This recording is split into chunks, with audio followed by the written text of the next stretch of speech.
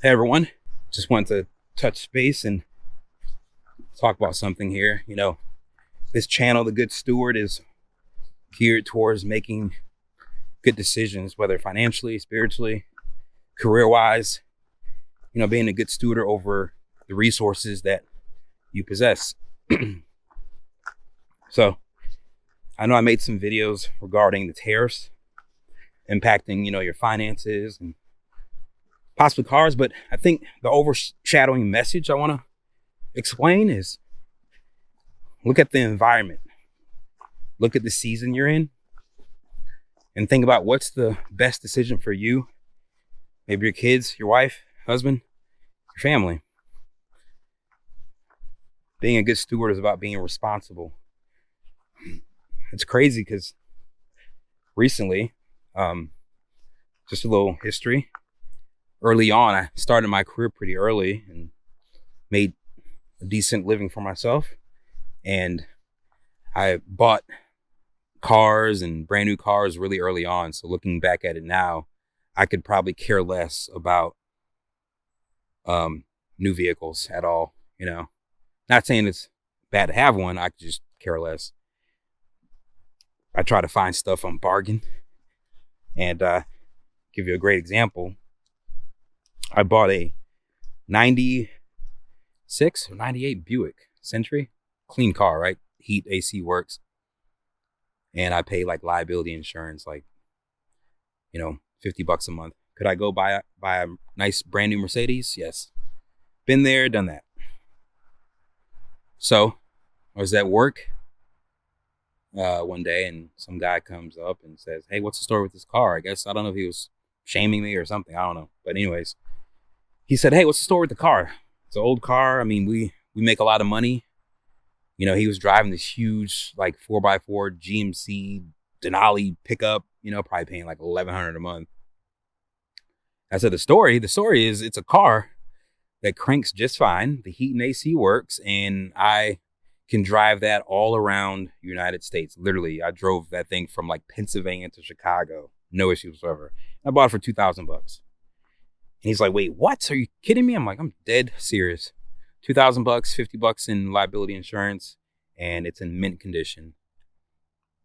I bought it off a guy that bought it for his daughter, but the daughter wanted like a new Jeep Wrangler, and this was too ugly for her. So I said, "You know what? I'll take it off her hands. No problem whatsoever." Anyways, what came to mind is, again, I don't know if he was trying to shame me or not, and I don't know his financial situation. He doesn't know mine. We obviously both make a lot of money, or make, decent money for ourselves and for our family. And so the thing is, was I supposed to drive, your nice Mercedes or truck or whatever vehicle to work, have it sit there for 8 hours or 10 hours, however long you work, sit there out in the parking lot in inclement weather, because my office is in Chicago, and just to go back out, turn it on, and go back home? Or for me, the hotel. So it just didn't make any logical sense to me whatsoever. That was just stupid to say. And it's crazy because I'm pretty sure, a couple of people after that in the following days, they asked like, "Hey, what's up with the car?" A few people, and it was the same story. And then the ironic thing is that people were like, "Hey, can you let me know when you're going to sell that?"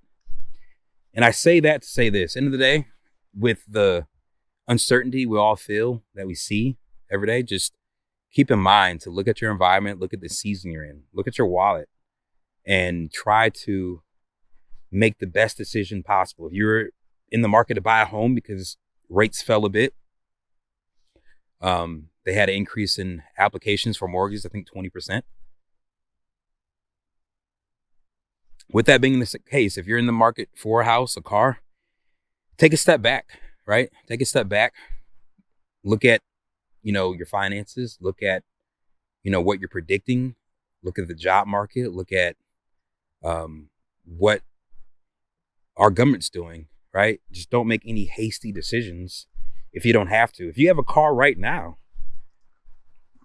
and that's running just fine, unless you're having, some more kids and you need a bigger car, okay, whatever. But again, just look at your particular situation and adjust accordingly.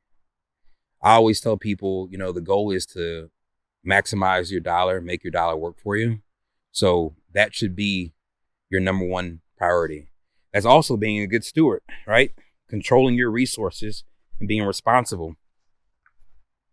There's no reason to go into debt trying to pay for a piece of metal. And that's the same thing when it comes to groceries, your livelihood, mortgage, or what have you. Same with travel. If you had a trip coming up or plan to travel, maybe hold off. Again, maybe you can't stay at the 5-star. You can't stay at the Ritz-Carlton. Maybe you might have to opt out for the Hilton or the Wyndham or what have you. End of the day, you're there to make sure have your family or yourself having a good time, and it's clean and safe.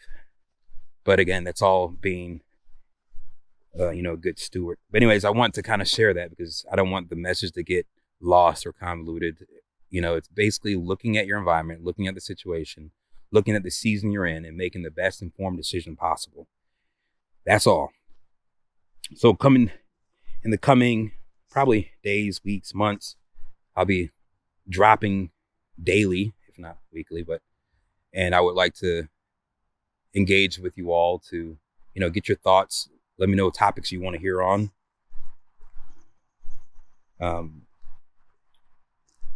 We'll be looking to do some consulting in the future as well. I have a lot of experience based on not just theory from graduate school, but practical from career as well. So again, a lot of good things coming in the near future, but I just want to kind of share that thought and kind of convey the overarching theme for these videos. And again, we're going to keep the topics on a complete wide spectrum, from financial stewardship to political, career, personal, family, etc. Anyways, hope you guys enjoy the rest of your weekend and look out for more content. And please, I'm still pretty new to this whole social media thing. I'm not really active on social media. I've been more so focused on career and whatnot, but please like, subscribe. What else? Share, click the notification bell, and so you can be notified when I release new content. So I appreciate everyone. Talk to you soon.